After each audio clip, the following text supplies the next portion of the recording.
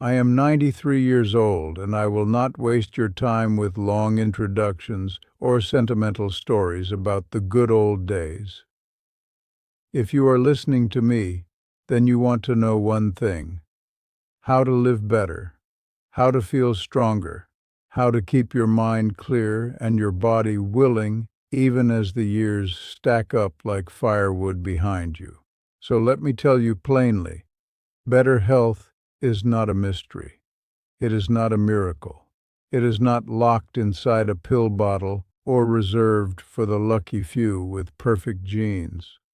Better health is built, choice by choice, day by day, often in quiet moments when no one is watching. When I was a young man, I believed health was something you either had or you didn't. My father died early, worn down by hard labor and harder habits. My older brothers followed similar paths, living fast and eating whatever was easy, sleeping when exhaustion forced them to stop.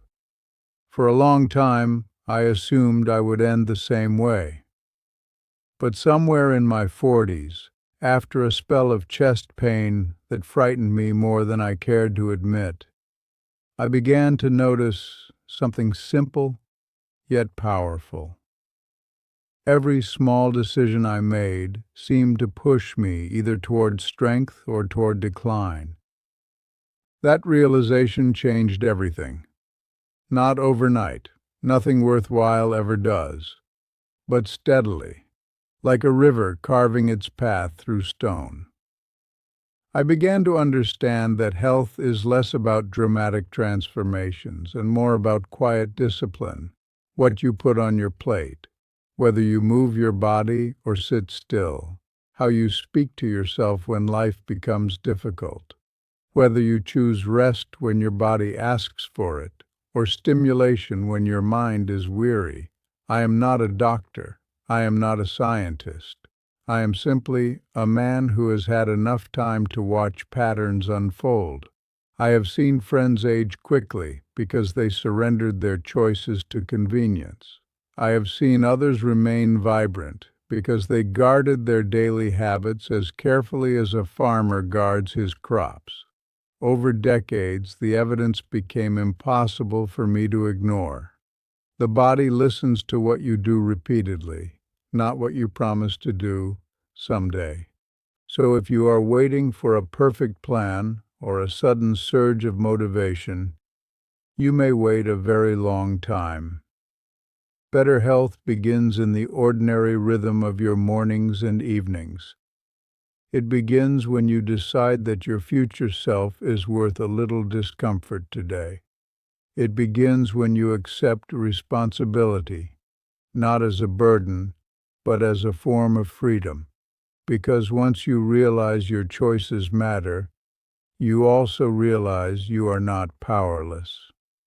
At 93, I wake each day aware that time is precious. Yet I also wake with gratitude, knowing that many of the years I have been given were shaped not by luck, but by the steady accumulation of small, deliberate decisions. And that is what I want to share with you now. If you truly want better health, then you must stop thinking of it as a destination and begin treating it as a daily practice. Over the years, I have come to see health as something very much like tending a garden. You do not plant seeds once and then walk away expecting a harvest. You water, you weed, you watch the seasons, and you adjust. The body is no different. It responds not to grand declarations, but to consistent attention. So let me tell you what I actually did, not theories, not slogans, but choices that shaped the strength I still carry in these old bones. The first and most visible change I made was with food. For decades, I ate quickly and carelessly, the way many working men of my generation did. Heavy breakfasts, salty lunches, late suppers eaten in front of worry and fatigue. Then I began to notice how differently I felt on the days when I ate simply. A bowl of oats instead of fried meat, fresh fruit instead of sugary pastries, vegetables cooked gently instead of drowned in grease. These were not heroic sacrifices, they were quiet substitutions. Yet within months my energy steadied. I no longer crashed in the afternoons. My sleep deepened, my mood softened. The lesson was unmistakable. The body rewards clarity and moderation. I also learned that timing matters as much as content. Eating late into the night left me restless and heavy in the morning, so I began finishing my last meal earlier, allowing my body time to settle and repair. It was a small discipline, but it created a ripple effect. Better sleep led to clearer thinking. Clearer thinking led to wiser decisions the next day. Health, you see, often grows in chains of cause and effect. One good choice makes the next one easier. Movement was the next pillar. I was never an athlete, and even now I'm not chasing medals or records, but I made a promise to myself many years ago. I would never allow an entire day to pass without deliberately moving my body. Some days that meant walking several miles under an open sky. Other days, it meant stretching in my living room, slowly, respectfully, listening to the language of my joints and muscles. Movement, I discovered, is less about intensity and more about consistency. The heart does not care whether you are running a marathon or walking around the block. It cares that you show up for it again and again. As I aged, I adjusted. I replaced long, punishing efforts with shorter bursts of purposeful activity. A few minutes of climbing stairs, gentle strength exercises using my own body weight. Balance practice to keep my footing sure. These habits did more than preserve my physical function, they preserved my confidence. There is a quiet dignity in being able to rise from a chair without assistance, to carry your own groceries, to step outside without fear of falling. Independence is one of the sweetest medicines known to old age. Sleep, too, became sacred territory in my life. In my younger years, I wore exhaustion like a badge of honor. I believed that working longer and resting less proved my worth. What foolishness! Chronic fatigue is not a sign of strength. It is a slow surrender of vitality. When I began prioritizing sleep, dimming lights in the evening, reducing noise, allowing my mind to unwind, I noticed profound changes. My memory sharpened. My patience increased. Even my appetite regulated itself. It was as if my entire system finally had permission to repair the small damages of daily living. Yet physical habits alone are not enough. The mind is both an ally and a saboteur.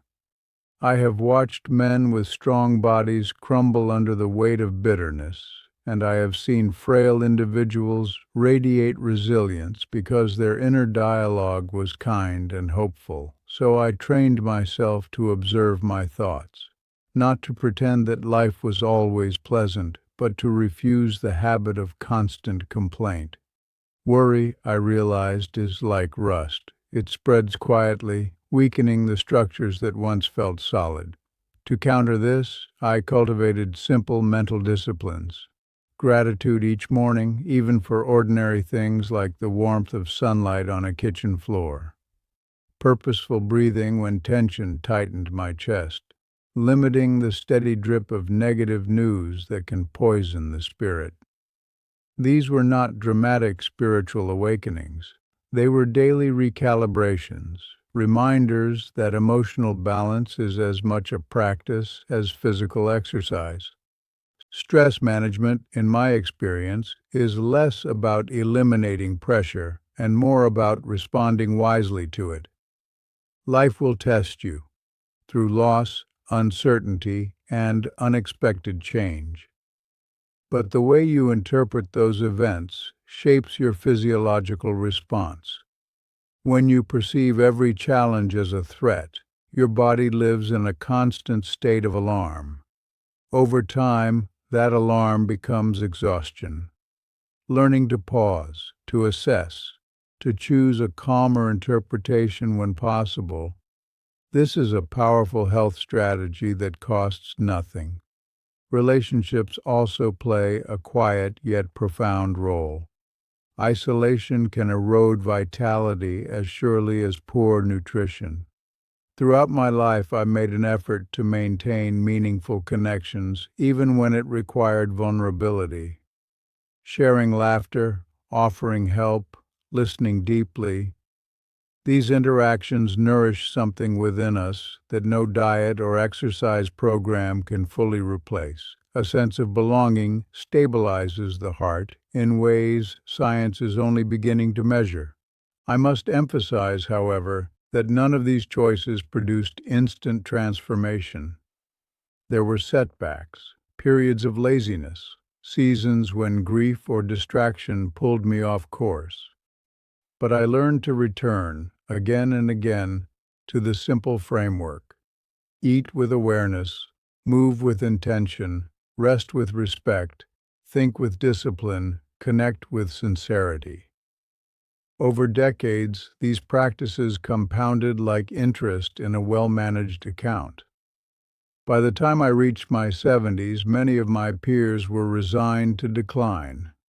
They spoke of aging as if it were a sudden collapse rather than a gradual negotiation. I did not feel invincible, but I felt prepared. My habits had become allies.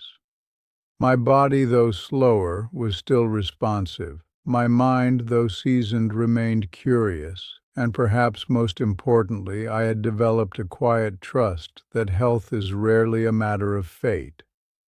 It is a conversation between your choices and your biology, carried on day after day, year after year.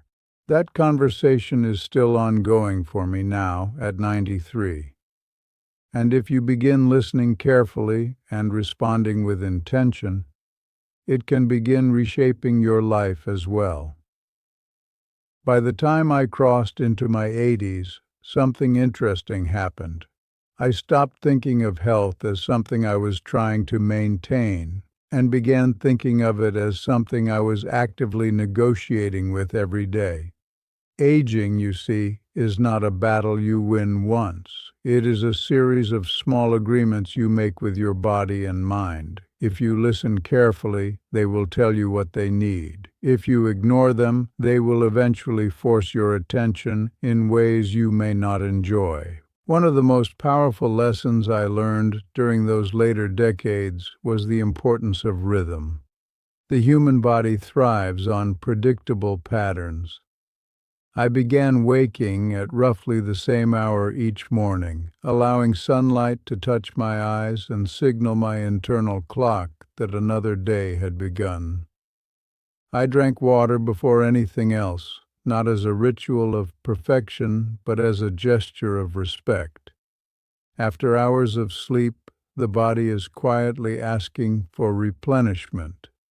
That simple act, a glass of water taken slowly, set the tone for the choices that followed. Breakfast became less about indulgence and more about preparation. I chose foods that sustained energy rather than spiked it. Whole grains that released their strength gradually. Fruits that offered brightness without burden. Protein in modest portions, enough to maintain muscle without overwhelming digestion. I noticed that when my mornings were balanced, my afternoons were calmer.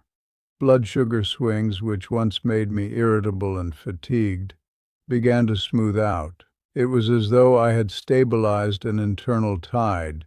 As for movement, I became more strategic. At 93, I no longer measure success by distance or speed. I measure it by capability.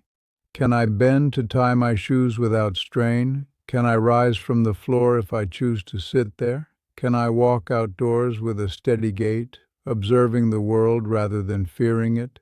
These became my benchmarks. To support them, I introduced gentle strength routines, slow squats using a chair for balance, light resistance exercises for my arms, deliberate practice standing on one foot to sharpen my equilibrium. These may sound trivial to a younger listener, but they are profound investments in autonomy. Another choice that shaped my later years was learning when to stop.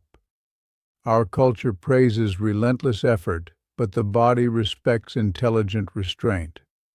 On days when fatigue whispered more loudly than ambition, I allowed myself to rest without guilt.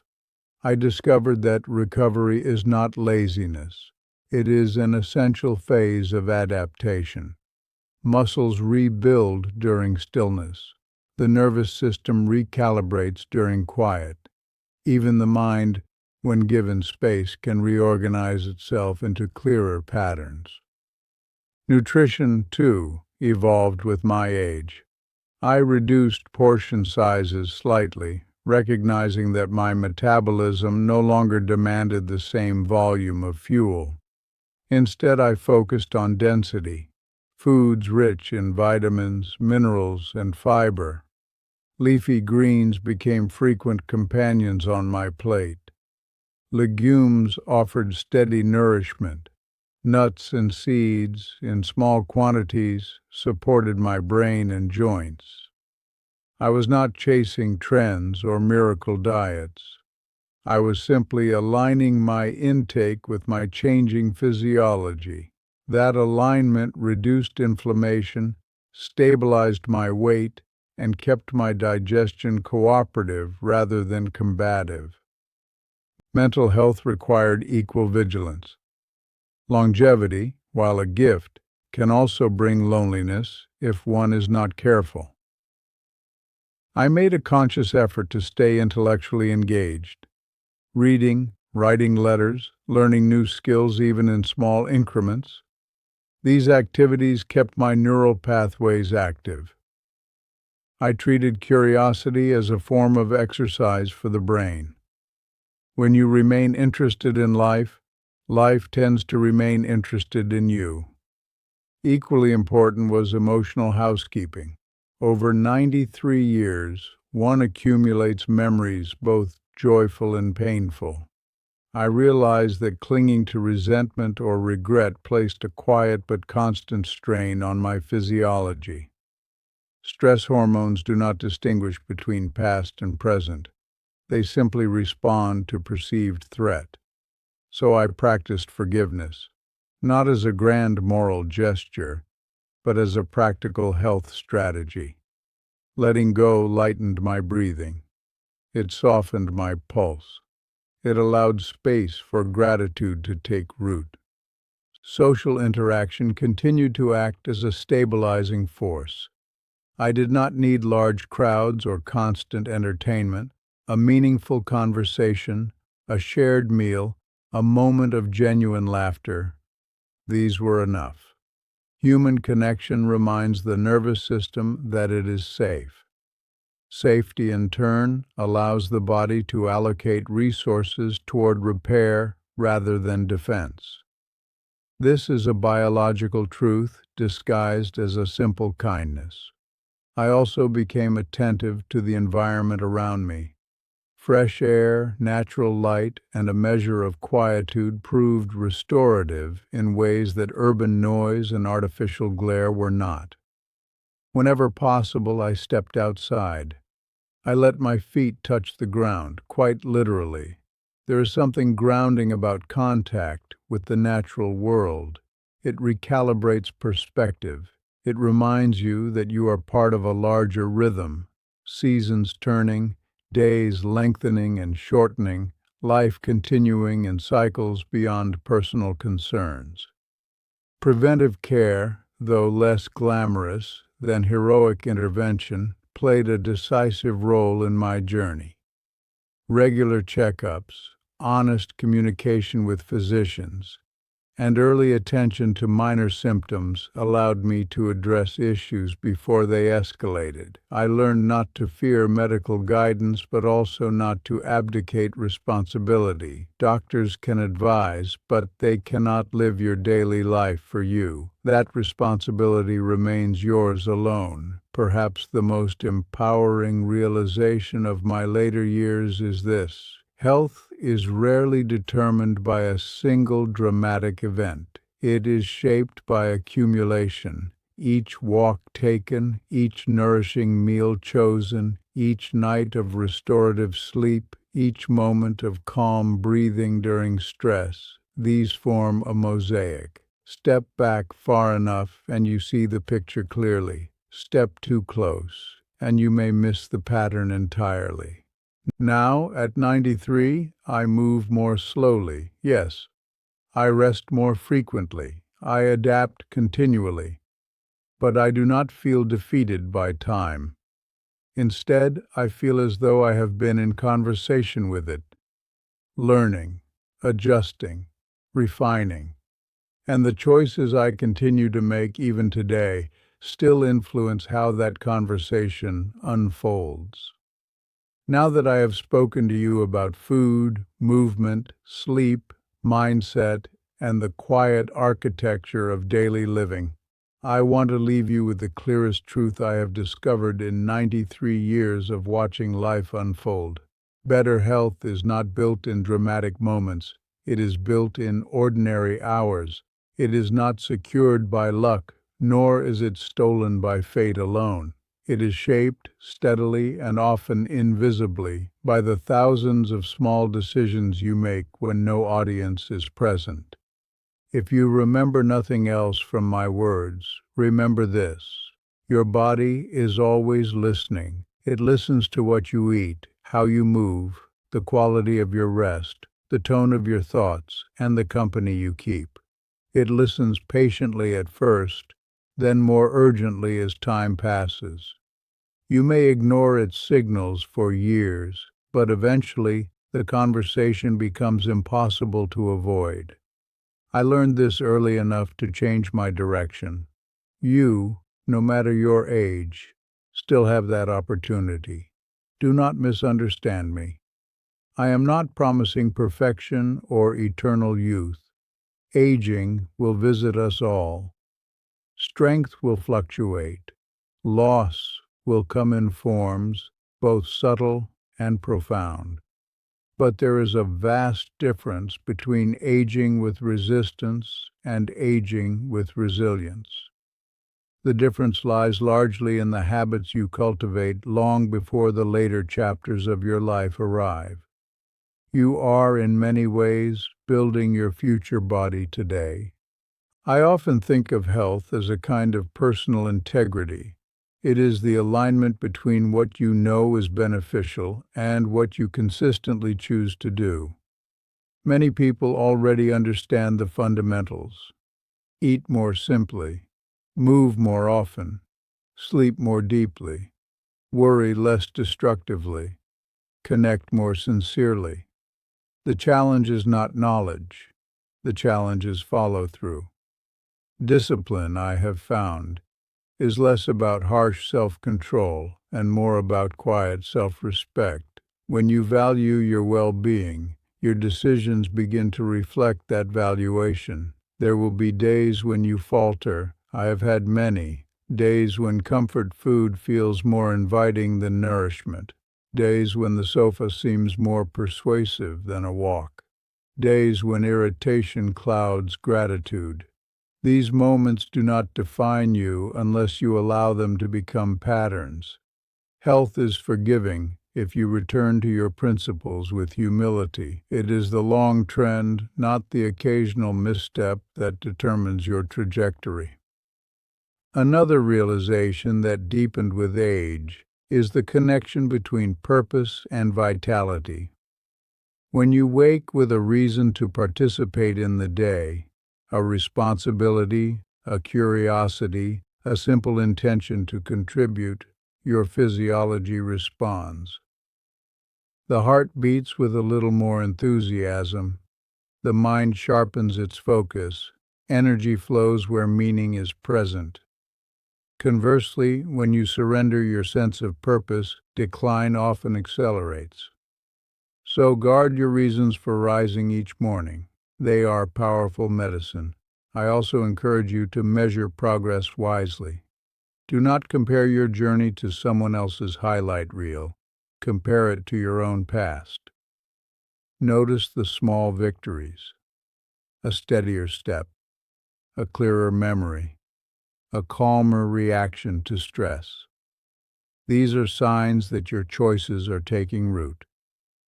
Celebrate them quietly. Let them reinforce your commitment. Motivation built on internal evidence is far more durable than motivation fueled by external pressure. As I sit here now, an old man with more memories behind him than years ahead, I feel neither regret nor urgency in the way I once did. I feel gratitude, not only for the longevity I have experienced, but for the understanding that longevity itself is less important than the quality of the days that compose it. A shorter life, lived with vitality and intention, can be richer than a longer one spent in neglect. Yet when vitality and longevity meet, they create a rare and beautiful harmony. So begin where you are. Do not wait for a new year, a new diagnosis, or a new wave of inspiration. Begin with your next meal, your next walk, your next night of sleep. Begin with one thoughtful breath instead of one anxious reaction. These modest choices, repeated faithfully, will shape a future you may not yet fully imagine. At 93, I am still making them. And that perhaps is the greatest secret I can offer you.